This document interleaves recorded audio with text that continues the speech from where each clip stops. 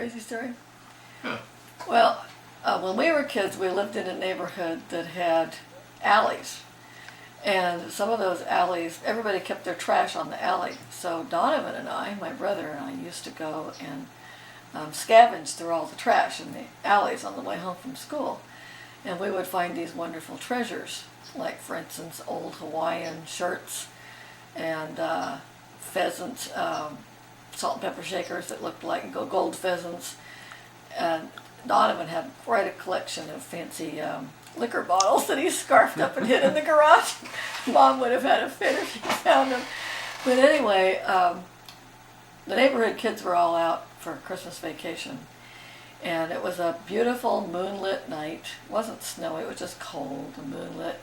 And we had noticed that there was a mannequin in the trash of the Teak and Theta Xi fraternity. There were two fraternities right across the street from our house.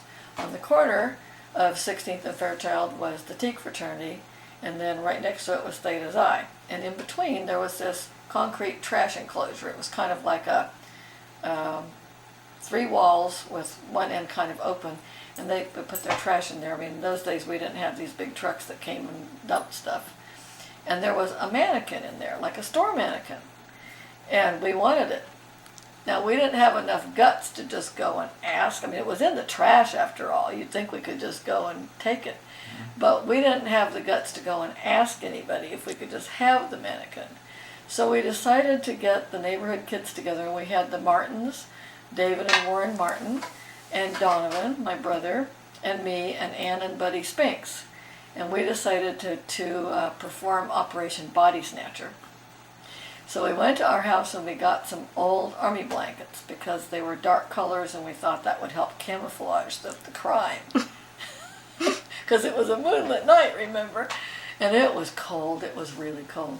So we went sneaking over there, with our flashlights and our blankets. And we wrapped this mannequin up in the army blankets and sneaked it over to our house and down into the basement. And that was the first chance we had to really examine our prize. And this was a very old store mannequin because it didn't have any movable parts. It was kind of like just, she was straight up and down. She had legs that didn't have any joints in them. And they had like kind of clunky fake high heels on.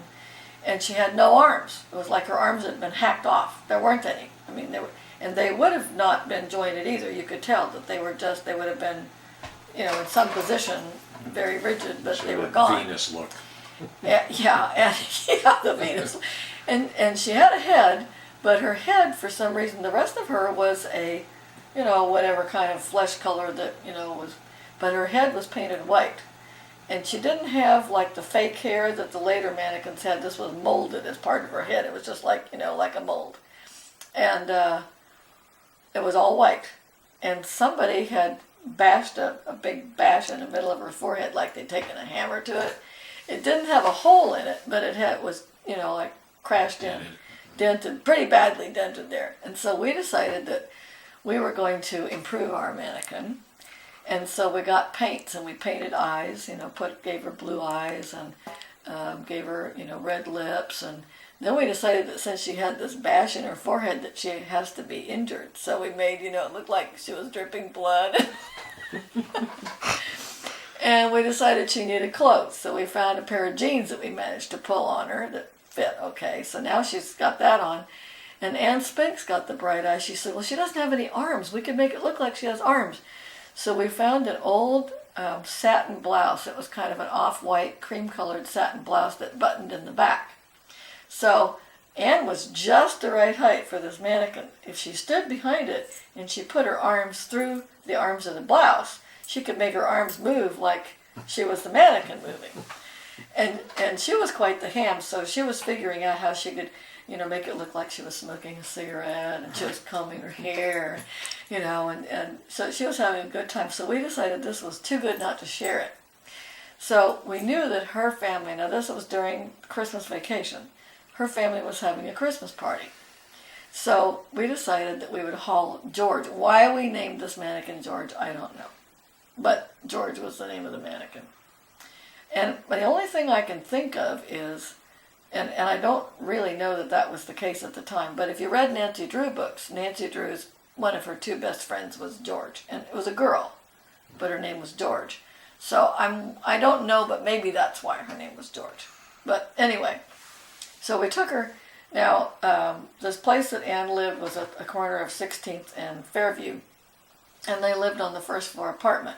And there was a back kind of stoop that came out by the back door with steps going down. So we put George up on the back stoop with Anne behind it, with the blouse and everything. And then we all ran and hid. And Anne's banging on the door, and pretty soon one of the guests comes and opens the door and just shrieks and screams because there's this thing out there that's all white with blood running down his face. And she runs and grabs some guys, because I think she thought it was somebody that was being murdered or whatever. And anyway, by the time the guys got there, they realized that it was not real. And so Anne put on this great show. She was doing all her whole thing, patting her hair down and pretending to smoke a cigarette. And then she put the cigarette in her jeans pocket. And then, oh my God, it was on fire. And she's going like this, trying to put the fire out. This cracked us up. So now we knew this was great fun. So we went around the neighborhood. Putting this thing up against people's doors and scaring the crap out of them. But the funniest one was at Martin's. We took it and put it up on, they had that big porch across the front. Instead of putting it by the door, we put it by the front window and had her start banging on the window. Oh my gosh, looked out there and everybody was shrieking and screaming. So we had this great time that night, and then we proceeded to have more fun with George. In the spring, we decided to haul her to Eugene Field School. And it took a couple of us, carrying her like full length like this because, she was bigger than us. She was a little bit taller than Anne, and Anne was taller than me. So it took two of us carrying her. So we had her wrapped up in a blanket and carried her off to Eugene Field School. I don't know what we thought we were going to do with her when we got her there, but, we were show and tell. It was going to be show and tell. And so I was in 6th grade then. So I was in Mrs. Terrell's combination class. And so we had half 5th grade and half 6th graders in there. And in Eugene Field, in those days at least, they had these doors that were all little panes of glass. So my teacher, Mrs. Terrell, was, she was a good sport. She didn't mind us bringing George in there. So there we set George up in front of the door. And our beloved principal, Bob Anderson, came down the hall, and I guess he was coming into Mrs. Terrell's room for something. So he opened the door, and he says, "Oh, excuse me, ma'am." Oh, the class just cracked up because he's saying, "Excuse me," to this mannequin that's standing there. Well, he was a good sport, too, because as soon as he realized he was in on the joke and having fun. So we were putting on shows in the hallway and, putting on shows for Mr. Anderson, and then we had to carry George home. Well, then, I don't know what happened over the summer, but by the next... So George continued to evolve. We decided George needed to be able to walk, so we sawed off her legs. And then we drilled holes in them and reattached them with some wires so that you could stand behind her and kick one leg forward. You would let her rest on one and kick the other one forward, and then you'd kick the opposite one forward. So now Anne could stand behind her with the blouse, and not only could she maneuver with her arms, but she could make George walk. So when Halloween came around, we decided we were going to have a Halloween party in the basement of our house, and we needed body parts. So George, of course, was available. We just unhooked her legs, and we stuck them in, odd places in the basement, and then we put the body somewhere else with her bloody head sticking out. And in those days, they used to have the homecoming celebrations. They had these, not only the big floats in the parade, but the Greek fraternity and sorority houses would make these big homecoming displays in front of their houses. And I don't remember which one of the houses had this particular thing, but there again, we were trash pickers, and when they got done with their displays and they took it all down and throw it away, we would go and scarf things up. And somebody had a devil, a red devil with a trident, and we stole the devil out of some trash, and we brought that home. So we had this devil set up in the corner. And those flashlights that had the different colors that you could, different colored lenses, and then you could make them flash and stuff. So we had a red flashlight, and we discovered that if you put it below the devil, and you shone this red flashlight up and made it flash. It was really scary. And How big was it? Oh, it was as big as Doug. It was big, you know. And then Mom helped us with things like peeled grapes for eyeballs, and we had Noodles. Noodles for intestines and all that. And we had apples, on strings to try to eat them and stuff. Not bobbing for apples, but anyway. So when the kids came down the stairs, we had the lights off except for this red light, flashing under the devil. And then, when the light came on, this red light, you could see this devil, and the girls all screamed, and then they'd see this bloody head and legs sticking out.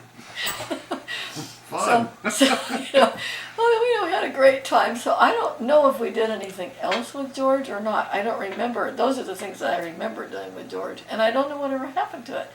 I mean, I'm assuming that she got thrown away at some point, because I'm sure she didn't get moved to Wisconsin with you guys. But no pictures of any of it. It's really sad. But Maybe someone picked her up out of the trash and continued the tradition. Wouldn't that be funny if somebody else had picked her up out of the trash and used her? But the thing was, see, we didn't have very much trash, Doug, because at our house, in the backyard, there was a picket fence along the sides, and then along the back, it was a stone wall that was, about 5 feet high, I think? At least 5 feet high, stone wall back there. And in the far left corner, as you were coming out of the house, there was a built-in, basically like a big stone barbecue. Mm-hmm. And it actually had like a metal place where there were round places that you could set pots in it. And it was made so that you could actually cook on this thing if you wanted to. We never did. We used it for an incinerator. And in those days, people burned their trash. Yeah. So, one of the fun things that Donna and I got to do was burn the trash. Go out there and dump the trash in the incinerator and burn it. I mean, nowadays we wouldn't allow such a thing. Every kid's a pyrotechnic, Yeah. pyromaniac. So we didn't have at our house much trash. Now, I don't know, we should ask Donovan. Maybe he burned George for all I don't know what happened to George, but we didn't have a garbage can that you could put her in. We didn't have a dumpster. We didn't have anything like that, because the only garbage can that we had was a metal garbage can with a lid, and the only thing that went in there were nasty food scraps.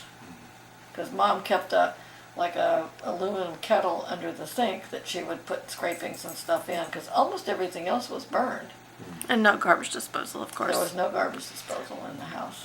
And so when I have a cute picture of Donovan when he was really little with that metal slop bucket, taking it out to dump it, and it wasn't in a plastic bag or anything, you just dumped it right into the metal can, and believe me, it stunk to high heaven.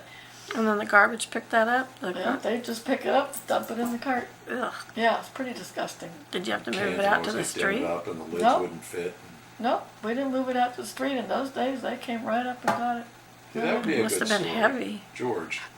And it could evolve into something where it actually becomes paranormal. It comes back Oh. and knocks on your door at night.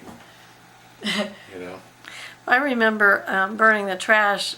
Donovan used to have fun. He would take the cartons, like the milk cartons and the cream cartons, and he'd build little cities Oh, and then gosh. burn it. It's like a little city burning. I never saw that. Yeah, I wasn't around for yeah. that. But I remember burning the trash. And so I don't know what happened to George, but you see, she wouldn't have fit in the garbage can. Even carved up the way she was, she wouldn't have fit in the garbage can.